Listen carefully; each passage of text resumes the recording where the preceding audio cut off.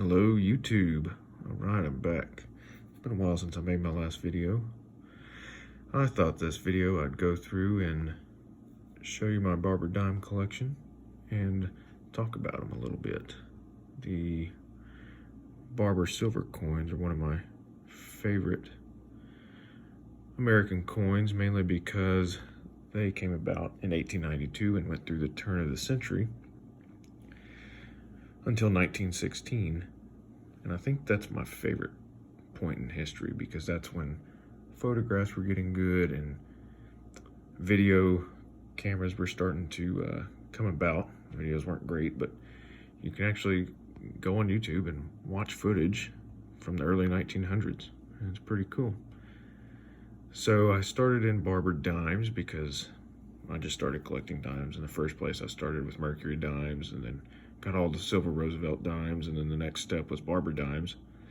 And they're kind of the last series that you can get all the dimes except the 1894S, but you can pretty much get them all, but it still presents a pretty big challenge. And I don't have a complete set yet, and the grades are all over the place. But yeah, anyways, I thought I'd show off my collection, starting here with the very first one, 1892. And this is how I store most of the coins in my collection. I put them in flips and put them in these binder pages, and it works really well. And then I write the mintage on the flip itself. And that way it's, it's kind of like I started out on the folders that had the mintage, and then when I put them in the flips, I was, well, I can't see the mintage, so I keep empty flips, just like this guy right here. And I have the mintage on it, so it's kind of like having a folder where you see the holes, but it's a better storage option, better storage method, I should say. So anyways, yeah, let's start with the 1892. This one is a little easier to find in good condition. Still can be a pricey coin though. And guys, I'm just gonna show you the fronts, not the backs. It's too difficult in the binder. So the bottom number is the mintage, the top number is the date. We got 1892O. 1892S. This is not the prettiest coin, but this actually is a pretty tough date. The mintage doesn't tell the whole story there. I would recommend anybody that wants to get into collecting any Barber dimes, quarters, or halves, definitely go buy this book. A Guidebook of Barber Silver Coins by Q. David Bowers. It is great. He worked a long time with David Lawrence of David Lawrence Rare Coins. I got him to him. And he specialized in Barber coins for a long time.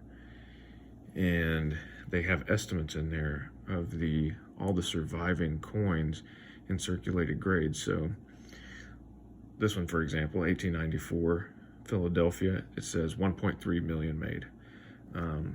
Give me a second, and I don't know if this will fall under fair use, but I'll just give you an idea of what they say. 1894, Philadelphia. So you have 1.3 million made, but the availability in circulated grades, and these are estimates, but I talked to John Frost at the coin show in Houston, and he is the head of the Barber Coin Collector Society, and he agrees with these estimates. He thinks they're pretty spot on.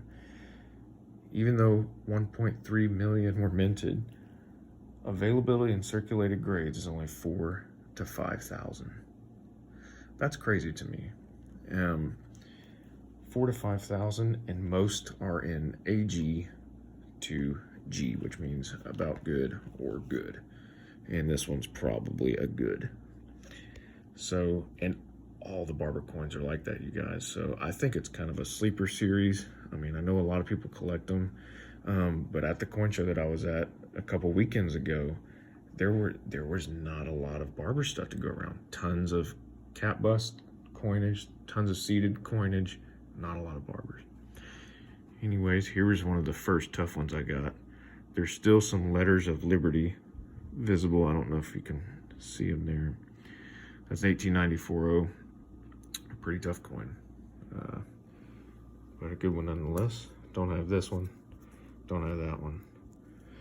This is the key to the series. Well, really 1895 and 1895 1895S, really ugly coin, really worn. This one's also ugly, but I picked it up for really cheap, so it's tough. On the Barber coins, they go up really exponentially with the grades. They're really rare in high grade. This one's cleaned. That was one of the first ones I bought. Don't have that one. And the 1890s are really tough.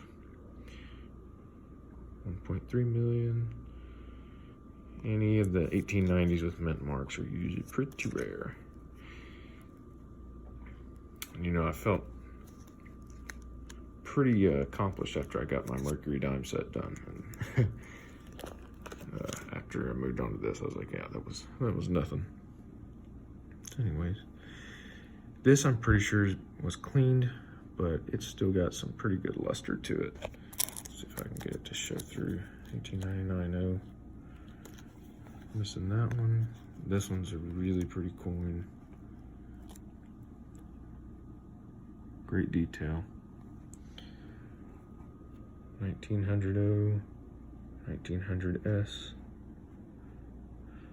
Somebody polished these. Another really hard deal with all the Barber coins is how many were cleaned back in the day when cleaning wasn't considered bad. Here's another really cleaned one. I can replace these for pretty cheap. That's not too hard, but I've been focusing on getting the rest of the set together. 1904S is another tough date.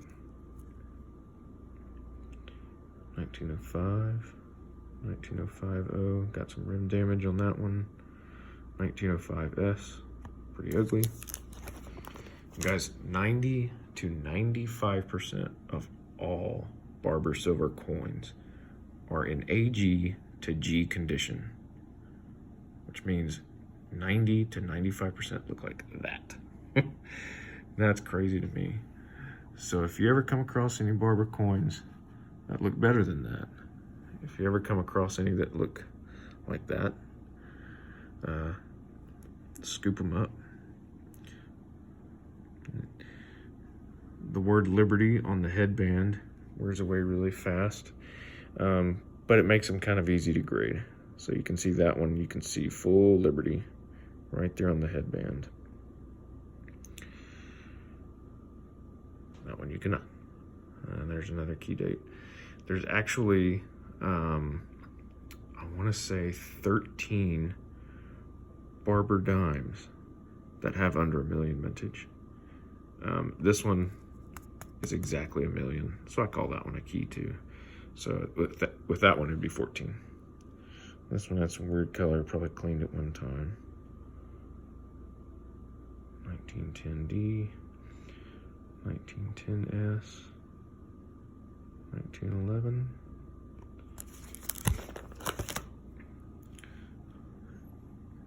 That one I need to replace. 1911S, and this is my favorite one. I mean, come on, look at that. You don't even want to know how much I paid for that.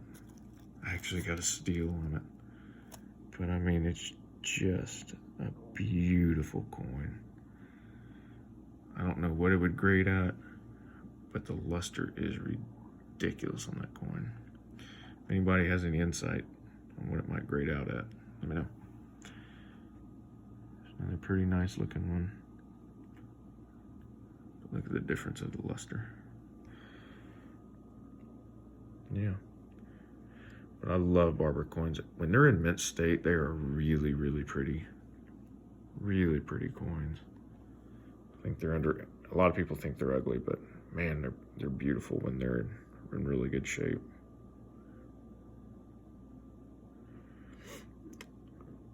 And there's another one.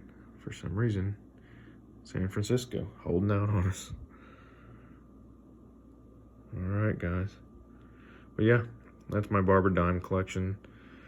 I'm working on a type set.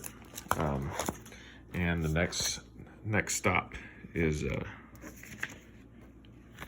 a Barber half, which I could not find a good one at the coin show. But at the coin show, talking to John Frost, he gave me a little brochure to the Barber Coin Collector Society. Really nice guy, really cool. He wrote the foreword in the second edition of this book, which I had the first edition. But yeah, thanks for watching, guys. Thanks for bearing with me and watching all my boring Barber dimes. Let me know what you think about the Barber design, or if you plan on collecting them in the future. Y'all have a good one. Like, comment, subscribe.